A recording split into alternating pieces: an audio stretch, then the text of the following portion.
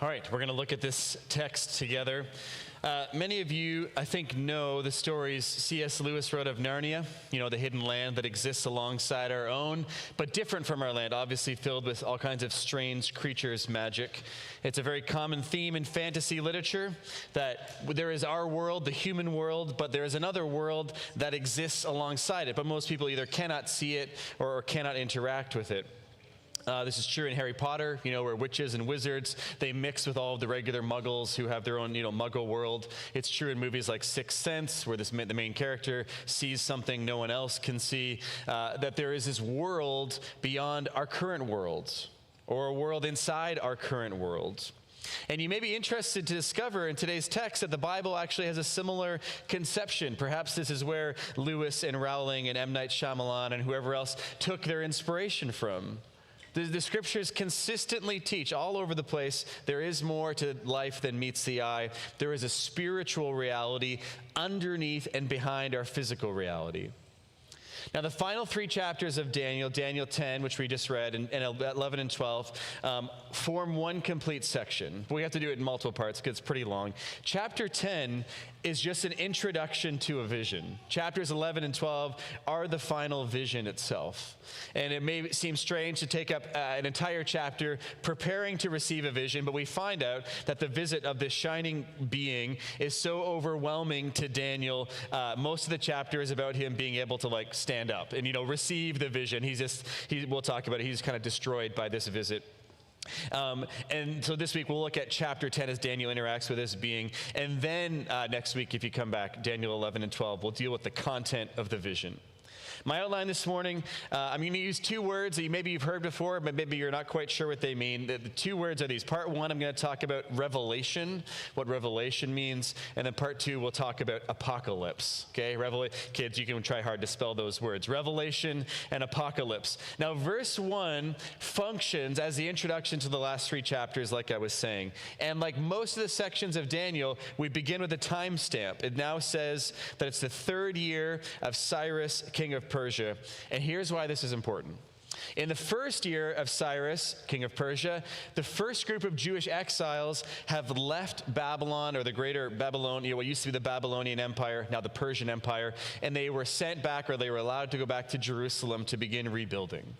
But in this first wave of exiles who went back, it did not go very well. It was not going very well. There was significant opposition from the local people. The scale of the work, like Jerusalem was just in ruins, scale of the work was overwhelming. Plus, they just have to survive. They just have to plant crops and grow enough food to survive, let alone begin to rebuild the temple and the city and so on. So 2 years have passed since the first group of exiles get back, and it seems like from verse 2, this is why Daniel is deep into fasting and praying and mourning. Likely, Daniel was either too old to make the trip. Remember, we said he's probably in his mid-80s at this point, or too important to the regime. They're like, you can't go, you're an important bureaucrat. Either way, Daniel clearly, he remains in the Persian Empire on the banks of the Tigris, while, other likely younger and hardier and childbearing people, went back to Jerusalem and to Israel. So at the third year of Cyrus, at that time, a word is revealed to Daniel. That's what our text says. Word here very likely is not a single word, not that the angel came to be like, we have one important word for you to know. Rather, word means message. Or you can actually translate it, revelation, what I'm calling this section. Revelation just means something revealed from God to humanity. So you can think of it this way. In the third year of King Cyrus, Daniel receives a revelation, this word, this message. And it was true. He understood it. He knew what it meant. But if you look at the second sentence of verse 1, the word, the revelation, was a great conflict. Now that means it was really hard to hear.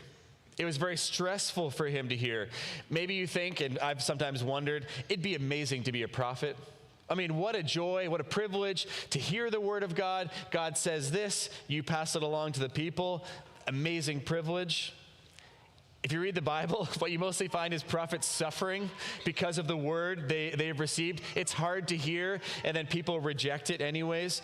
Often what prophets are told is difficult or disturbing. They get bad news, or even good news, but it has bad things attached to it. So according to verse 1, this true, understandable word, this revelation, is a great conflict. There's anguish in it. Which then also makes good sense of 2 and 3, that the difficulty of the word combined with bad news from Jerusalem probably has led Daniel into mourning and fasting and prayer. Daniel's not showering, he's not bathing, he's only drinking water, no other special drinks, no treats, no meats, probably just a subsistence diet, bread, rice, whatever kind of grain they're on. He's on a subsistence diet, bread and water. Now, I'm not a doctor. Some of you doctors can tell me afterwards. I don't think subsistence diets of bread and water are recommended for elderly people in stressful jobs. It was probably very difficult on Daniel.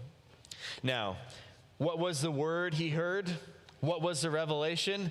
We are not going to cover it this week. Like I said, Daniel 11 and 12, that's the whole word. It's the revelation. We will deal with both those chapters next week. I want to look at how the revelation comes. How does Daniel receive it? Look at verse 4. Daniel's out for a walk, wandering down by the banks of the Tigris.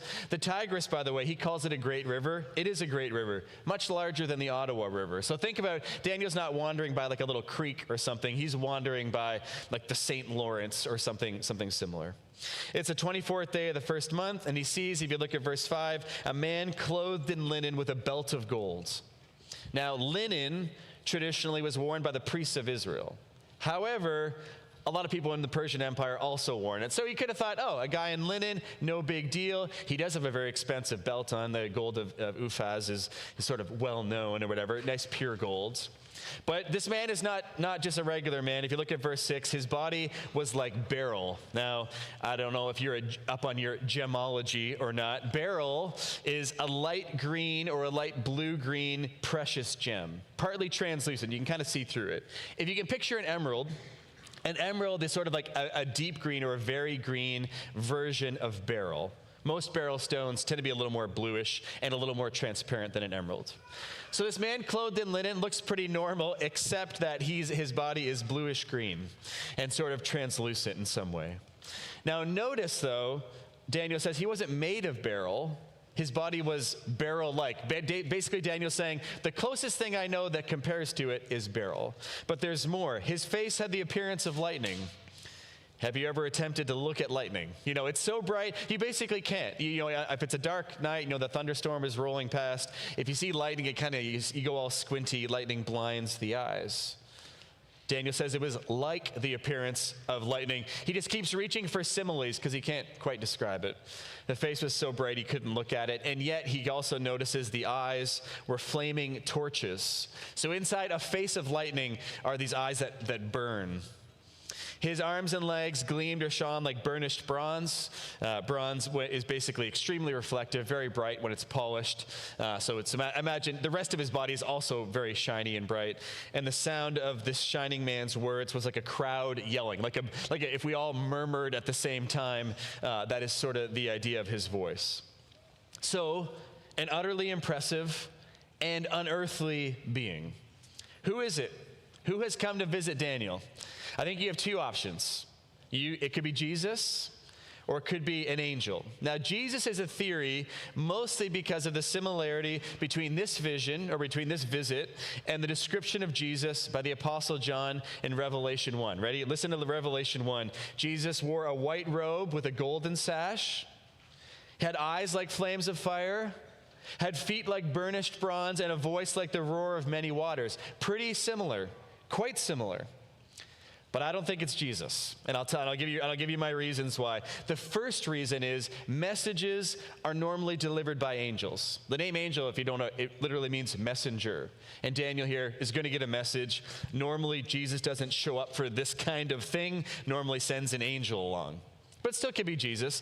But the second reason is the shining being will tell him he meant to come earlier. He's like, I've been trying to come for 21 days, but was held up by a 3-week-long angelic battle, which we're going to get to later.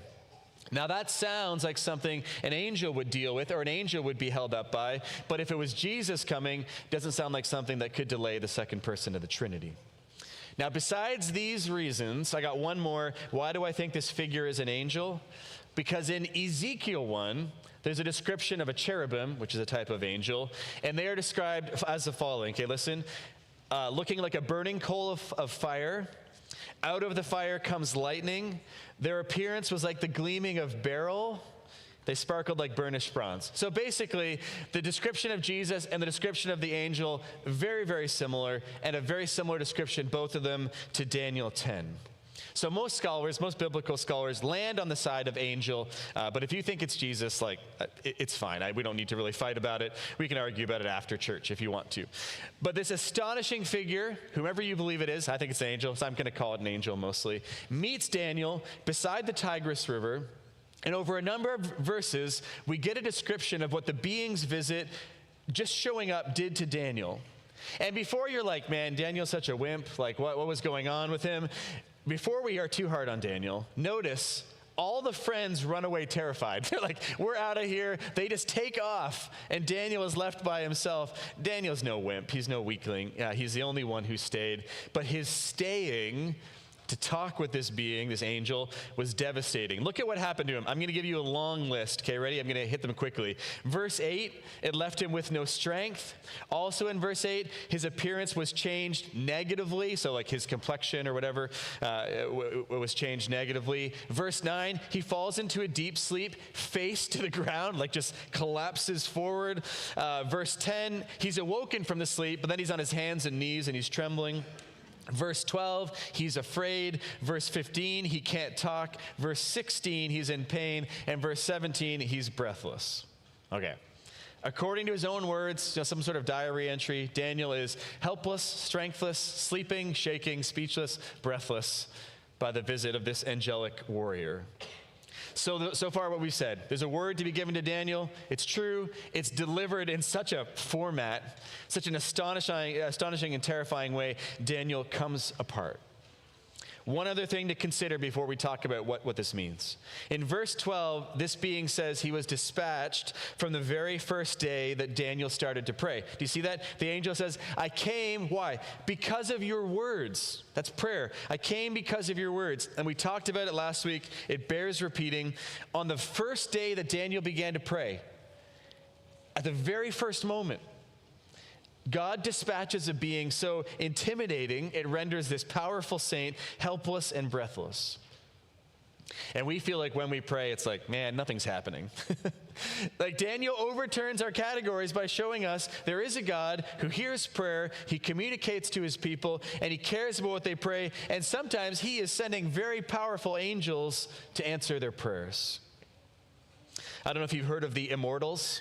It's not a band. It's an elite unit of the ancient Persian army, a 10,000 strong, unit or whatever. King Cyrus actually mentioned in our text today, he used them in many of his campaigns. They're mentioned. They were basically like the Navy SEALs, the Canadian Special Operations Regiment. I had to look that up. That's what they're called, of their time. Basically, just imagine you're most highly trained, extremely disciplined, very experienced, fought with all different kinds of weapons, adaptable, the unbeatable force of like the ancient Near East. Daniel was likely familiar with them. If you lived in ancient Persia and you had a cause that you wanted the Immortals to get on your side, come fight for you, it only required one thing, which was the command of the emperor. If Cyrus said it, the Immortals obeyed, like unto death. And at this time, they were the most intimidating military force in the world. With enough imagination, I hope you can envision, what it would be like to have the Navy SEALs come and swoop in and help you with your life. Like the helicopters land and they jump out or whatever. Maybe you can imagine that. Daniel is learning, and I think we ought to learn, that God doesn't just have the Canadian Special Operations Regiment at his command. He has legions of angels, thousands upon thousands of angels, each of which is powerful beyond imagination. And sometimes your simple whispered prayers are answered by God dispatching just one of these beings to go to work on your behalf. And I just wonder if it would change the way you and I prayed if we believed that. That God sends this intimidating angel who basically destroys Daniel to answer his prayer. But further to this point, maybe you want to ask at this point, and I kind of wondered this week, why does God work this way? Why is it that God responds to Daniel's prayer? Why doesn't God just do things? Why does he wait for Daniel to pray and then he dispatches this being? of course, there are examples in the scriptures where God intervenes directly without being asked. He can do whatever he wants. However, the sheer number of times the scriptures tell us to pray tell us then that God, for his own reasons, prefers or desires to respond to prayers. I don't even know the reason, but God seems to enjoy, let's take the long, arduous, winding route. God could just zap things into being. He's like, take care of stuff instantly. He doesn't. He says, pray, and then he answers when we pray, when we ask. He's like, this is the method I prefer. This is what I want to do. The other thing I think we can take from this section is God's desire to have us know his will. I mean, not like down to the minute detail of, what should you eat for lunch tomorrow or whatever, but it's pretty clear that God desires to have Daniel and all of us who come to read this book know what he wants, to know his will, what he's going to do, which when we get to the content of the vision, that'll make more sense. God is not interested in ignorance. Even in blind trust, Christianity is not supposed to be just an entirely illogical leap of faith. God wants us to know things. Even if you just take the greatest commandment that Jesus gave, which is love the Lord your God with all your heart, with all your soul, with all your mind and strength. We are to love God with our minds. We are to know things about him, his plan for the world, which includes Daniel 10. Okay, so summary of this first section. It's not easy to be a prophet. Daniel gets a vision, but with great anguish, he's undone by it. He loses all strength. But I think this can also be of immense comfort to us. In response to prayer, God responds. He sends revelations. He sends angels. He leaps into action, metaphorically speaking. Okay, part 2, apocalypse. Now, I'm not sure what that word apocalypse means to you. Maybe you think of like end of the world type stuff. What's that movie where there's like a giant flood or whatever, like earthquakes, tumult, wars, floods, all that stuff. But the word apocalypse actually just means unveiling. And maybe think of it this way. Maybe this will help. Picture a bride on her wedding day wearing a veil. And not one of those modern veils, which we can all see through and we know exactly who's underneath that veil. Picture an old-fashioned veil that was opaque enough to conceal an identity.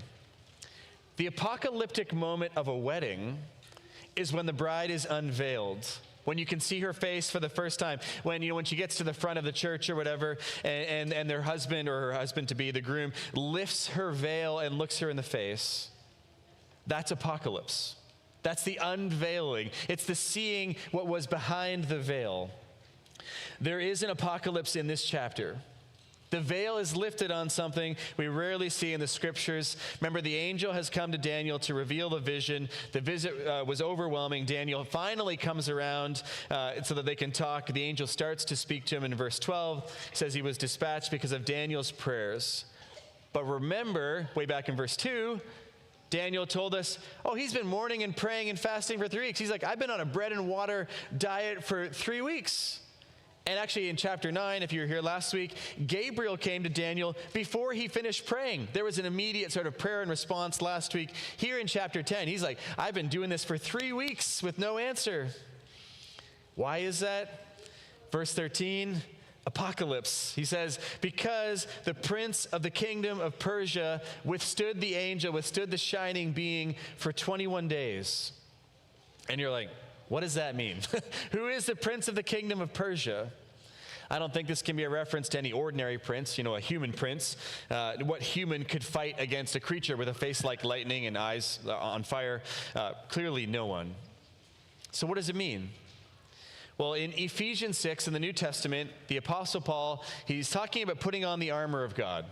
And he's saying you need the spiritual armor of God because there is a wrestle. That's the word he uses. There's a wrestle going on, not against flesh and blood, not against other people. He says there's a wrestle going on against the rulers, the authorities, the cosmic powers over this present darkness, the spiritual forces of evil in heavenly places. What does that mean? It means that both Paul and Jesus and the Bible speak all the time of a world behind the world. Powers of good and evil that have influence, they have a will, that do things. In Christianity, good and evil aren't just ideas, not just like philosophical concepts. They are sides in a battle. And Paul in Ephesians, he's saying, Christians, you have to be ready. You have to stand not against flesh and blood, but against the spiritual forces of evil. He's not trying to scare them. He's trying to prepare them.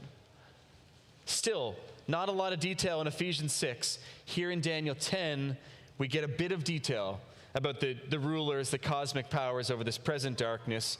And apparently, there's an evil spirit, a demonic figure of some kind called the Prince of the Kingdom of Persia, and he is exercising some degree of control or influence over Persia. Now, we don't know what that means. We don't know what that looks like. Historically, we know Persia was up to all kinds of evil stuff. They were famous for their torture methods, famous for burning down whole cities of people, executing large amounts of rebels. They had succession disputes. They kept assassinating each other. They were like every other large empire that's ever existed. And we often attribute that kind of like bad behavior to humans gone bad. Like, well, that happens when you have a giant empire. Surely that explains part of it.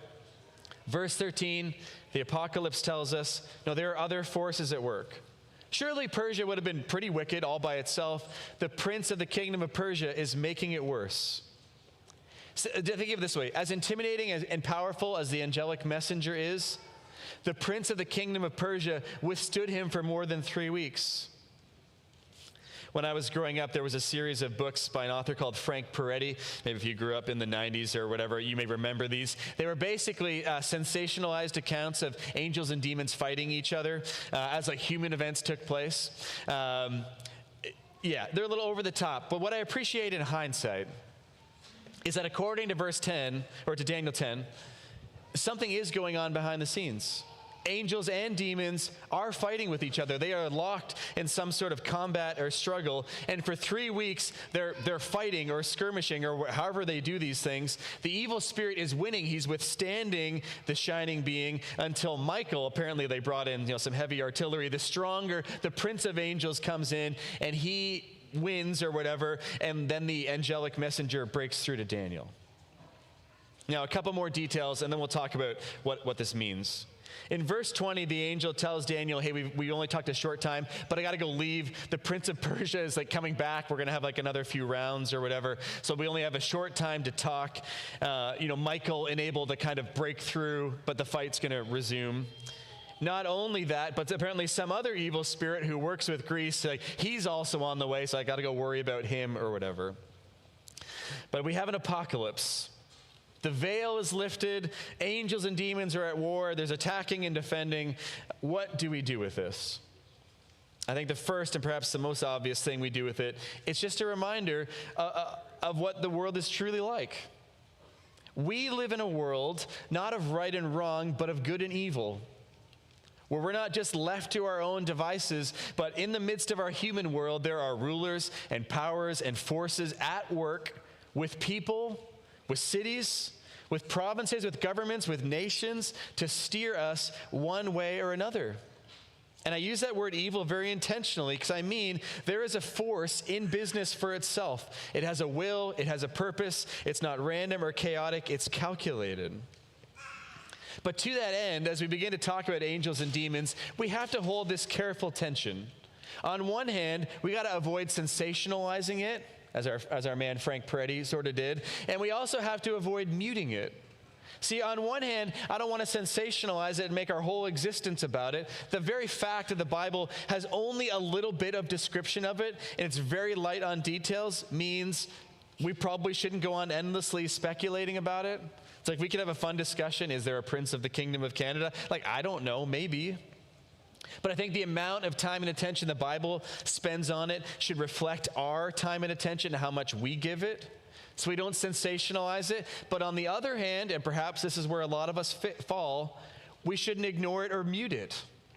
You don't have to attribute everything to just, he's a bad apple or she's a bad apple. We can't just blame everything on humans or creation. Evil exists. It is up to stuff. It's influencing people and regimes and laws. It's actively resisting the forces of good. And I think inside the church, inside Christianity, it is okay to say this thing is evil, to name things as evil. And when we come across hideous and awful crimes, to say they are influenced and they may be influenced by sort of capital E evil. But besides naming it, besides believing it, the other thing we can do here is we can learn something about Jesus in light of it. If evil exists, if the unseen world is battling for supremacy, it tells us something very important about the death of Jesus. Very often, especially in Reformed churches, we talk about the death of Jesus as dealing with the guilt of sin. And that's called atonement. It's called a bunch of things. And that's very true. And we believe that happened, that Jesus atoned for the sins of the world. Full stop. Agree. But if evil exists and sin is not just about guilt, but if sin is a power operating in our world to ruin and destroy, then something else or something in addition to atonement was happening on the cross. Sin was being paid for, but Jesus is also entering the cosmic battlefield against the powers. And in the ring with him are all the things that Paul mentions in Ephesians 6, the princes of darkness, the powers, the principalities, the authorities, all that stuff, who are dead set against Jesus' agenda. And he's not just atoning for sin, he's fighting an unseen apocalyptic war against evil. He's driving it from the field of battle on the cross. So we would say Jesus doesn't just triumph over sin and atone for all the bad, naughty things we've done. He is also defeating the powers of Satan and his demons. And throughout his life and ministry, Jesus consistently has power over the demons, but it is solidified at the cross. When the evil powers, they are thrown down, they are definitively dealt with. We see in Daniel 10, God answering prayer, God working on his people's behalf, and really God sowing the seeds of what would be evil's eventual destruction at the hands of his Son, Jesus Christ. I hope you see it, and I hope you can believe it. May God have mercy on us. Let's pray.